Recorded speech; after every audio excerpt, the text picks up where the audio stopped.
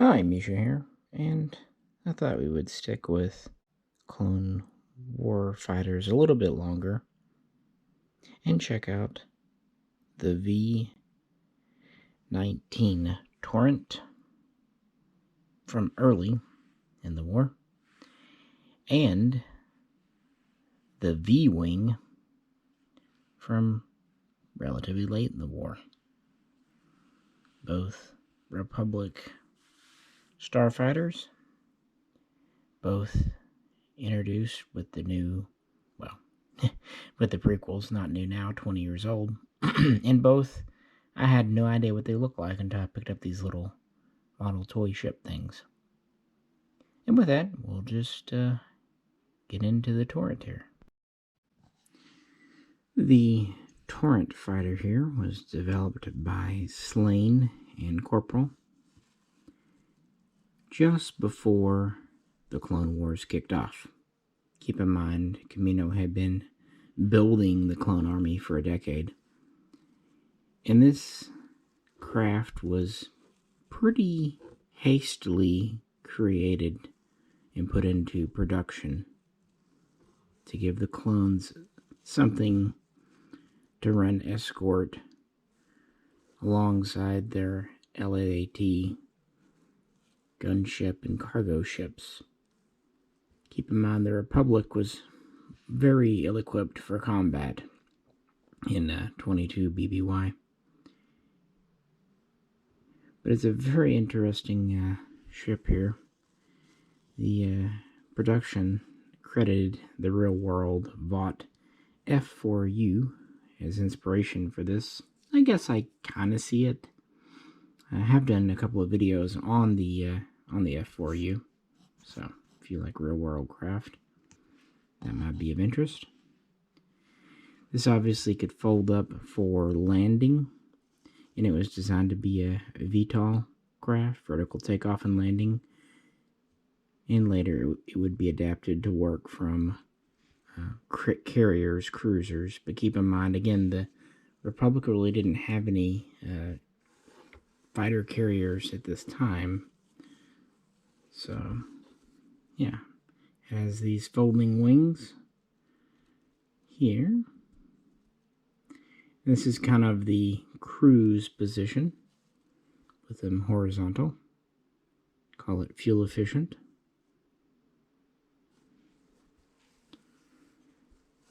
This craft is only about 6 meters front to back, so quite small. It has these engine units, a total of 3 in the back here. One on the fin. And it's actually quite fast. It can get up to 1150 kph in atmosphere. Now that in our real world is not that fast, but in the Star Wars universe it is. Now it was not shielded. It did have life support in the canopy, and it was not capable of hyperspace travel, at least initially. But it was reasonably well armed for a fighter of the day. It has these 2 laser cannons on the wingtips, and when you push them all the way down, making a inverted V shape there, that's kind of considered the attack mode, especially for space operations. And this is a little stiff on the stand, so there you go. You can also fold the tail down like so. This is more of a space configuration. And a very interesting look. In addition to the laser cannons, this was an early user of ordnance. It had 2 concussion missile launchers with 3 homing missiles each. So only 6, but they're actually pretty advanced, again, for the Star Wars universe. I'm not putting it on the stand because you can't have the tail flipped over into that way. And that's pretty much the feature set of this titanium series model. I think they only did one production run of the V-19, and it was pretty late in the series.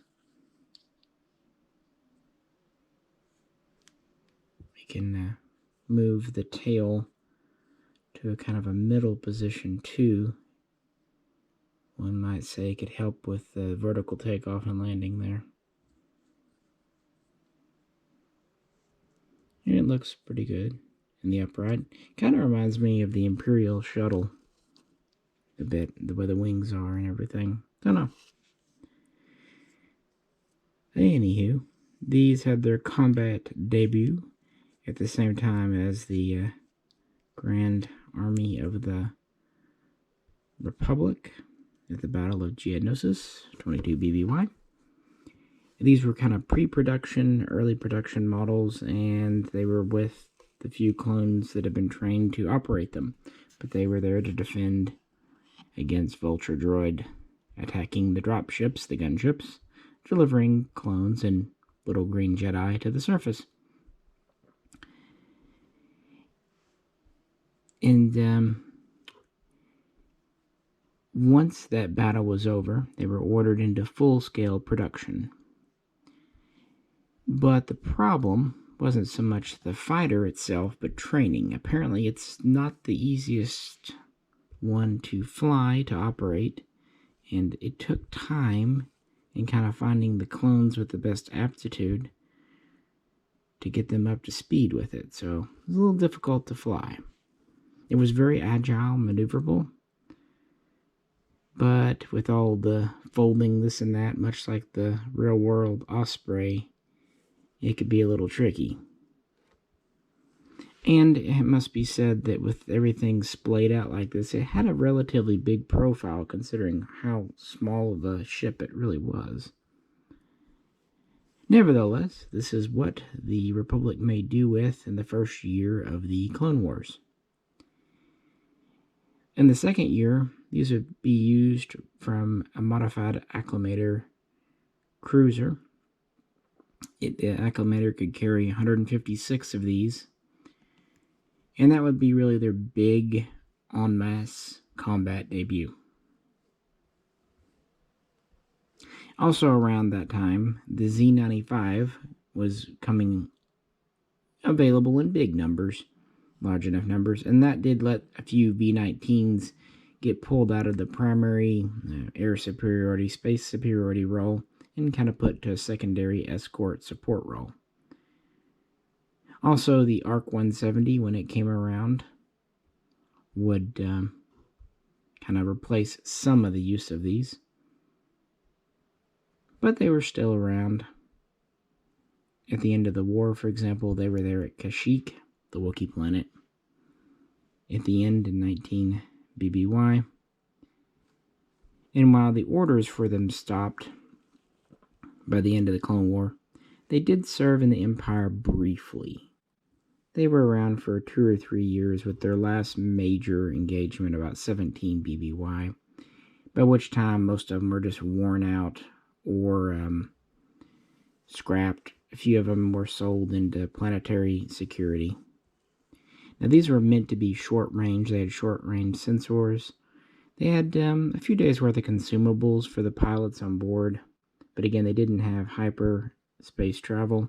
They would be modified later so they could dock with one of those external hyperspace rings. This model didn't come with the ring because we don't really see them being used with them. Most of these were either operated from space stations or land bases, or later the Venator Star Destroyer once it came online. So even though it was a bit of a slapdash effort, it was not a bad ship. Had some faults, but yeah, it was pretty much out of mainstream use, and even the Rebellion did not field many of these just because they weren't available and they weren't capable of hyperspace travel. So yeah, plus no shields, you kind of see the problem. The biggest asset were probably those concussion missiles. and the fact that they were pretty flexible and quite fast.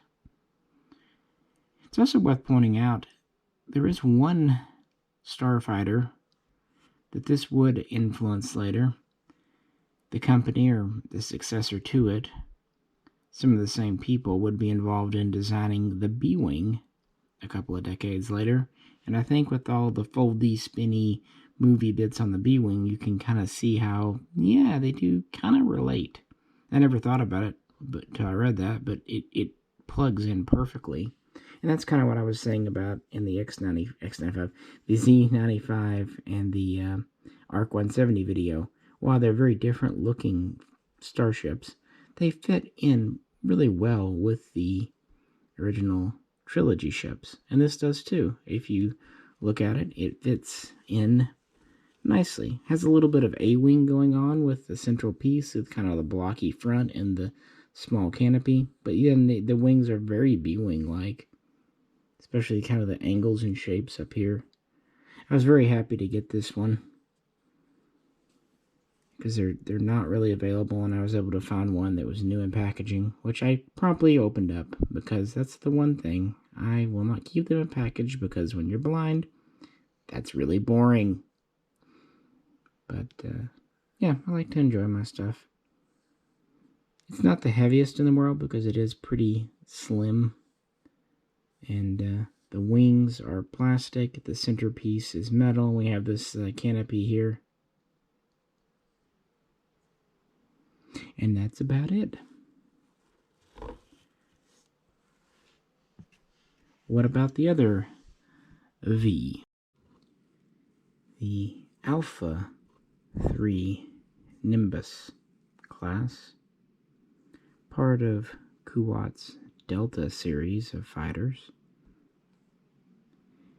commonly called the V-Wing. This kind of started the ABCD wing trend.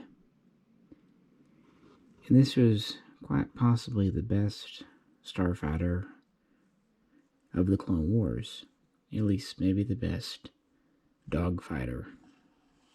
The V-19 served its purpose of being a stopgap, and the Z-95 came in to help.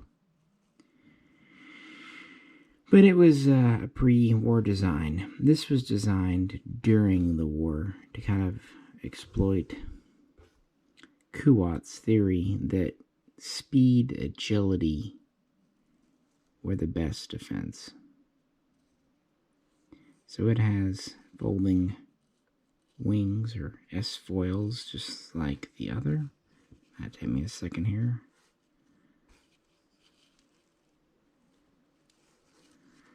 As you can tell, they're very stiff on this titanium model, which is good. They do kind of bonk into position when you get them right.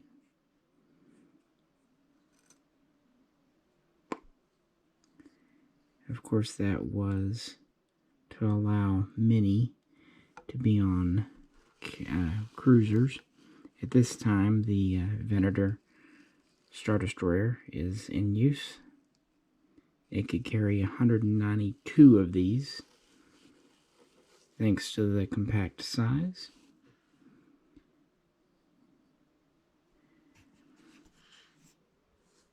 But it wasn't just the fact that it was small that helped. This was one of the earlier craft to use twin ion engines, like the TIE Fighter.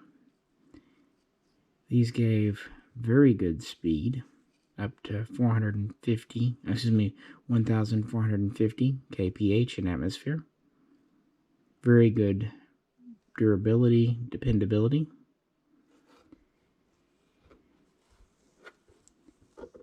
This did have shields, although relatively basic ones.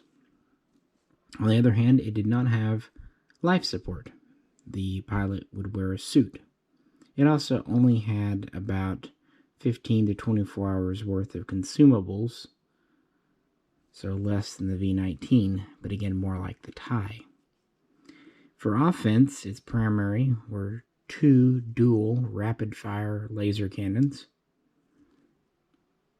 and it could be fitted in the nose with 1 ordnance usually concussion missile launcher, though this doesn't seem to be standard. And like the V-19, it could dock with a hyperspace ring if needed, and it was designed from the outset to do this.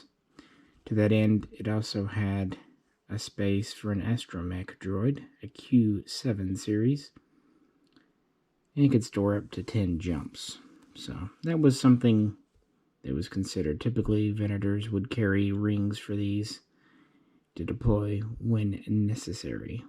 It had a decent sensor suite in the nose, but nothing to write home about, relatively short range. And the V-19 was pretty inexpensive, not much more than a TIE fighter would be later. And this was about a third more expensive than that. Still cheaper than a Z-95, but kind of splitting the difference there. These were first fielded in 20 BBY, but they had their first major engagement in 19 BBY during the battle over Coruscant. And during the last year of the war, they would quickly become the preeminent dogfighter of the clone army, replacing a lot of other craft. And they would be in production and use for quite some time after the Clone Wars as well. It would, of course, be phased out eventually by the TIE Fighter, but this would take 5 or 6 years. So it had a decent post-war service, and in fact, this model here is in Imperial paint, which I just thought was kind of interesting. So this is technically an Imperial viewing, not a Clone Army. But of course, these were still mostly flown by clones because the conscript army had not, or I don't know, Navy, I should be saying, I guess, sorry, had not come around yet.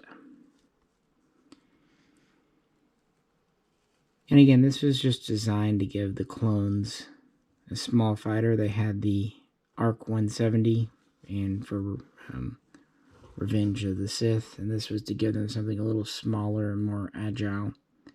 And much like the ARC 170 was meant to kind of show a proto-X-Wing, you can guess by the wing shape here and the fact that it doesn't have life support, this was meant to be a proto-TIE Fighter, complete with TIE Fighter sounding engines and relying on laser cannons.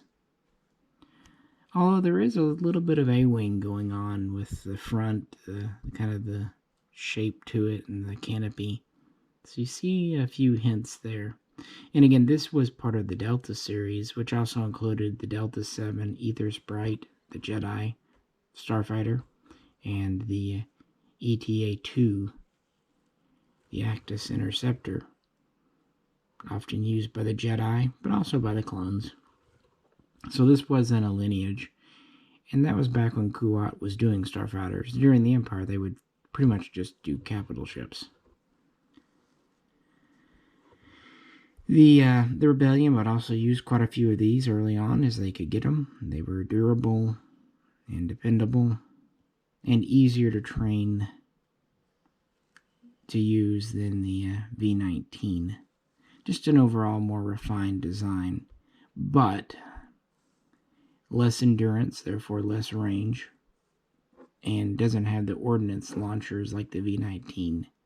So some things were given up. By the way, these lower wings or S-foils, when they're folded up, they're intended to be doubling as the landing gear, just to save on weight, complexity, and cost. Anyway, in the Titanium series, they have done several different V-wings, which is good. Kind of like how the Acclamator gets the short shaft with toys and models in favor of the Venator. The V-19, the Torrent, gets far less attention, but the V-wing here has been made in several styles and types, and I understand why. It's a very, very neat looking boat.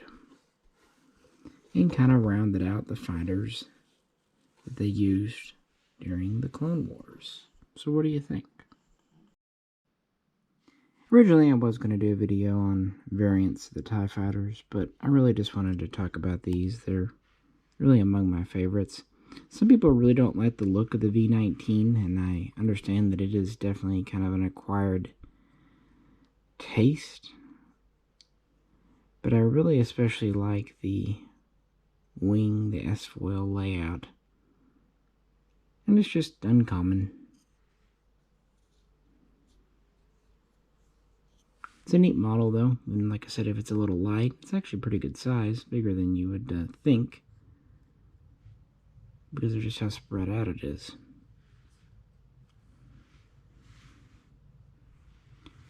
But in the Star Wars universe, it's easy to see how the V-Wing was a market improvement.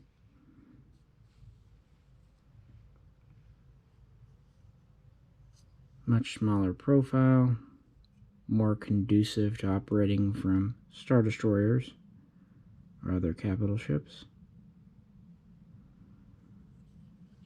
Faster, more agile. It's worth pointing out that late in Imperial service they would remove the astromech droid, because by that time they were no longer really giving these access to the hyperdrive rings. That was something the Empire was not keen on. So without the hyperdrive as an option, and since these were operating in large squadrons close to their mothership, having a little droid buddy just wasn't necessary.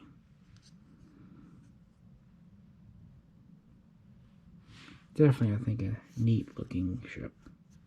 What do you think? Do you like either one?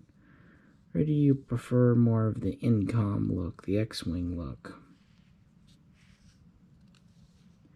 Just continue to have fun doing videos like this. They're not serious, there's no politics, and it's really cold outside right now. It's about 15 degrees. Fahrenheit, not Celsius. So, it's a good time to do some videos. So, yeah, with that, I will let you go. As always, if you could, like, share, and subscribe. And this is Misha, and I'll catch you very soon next time.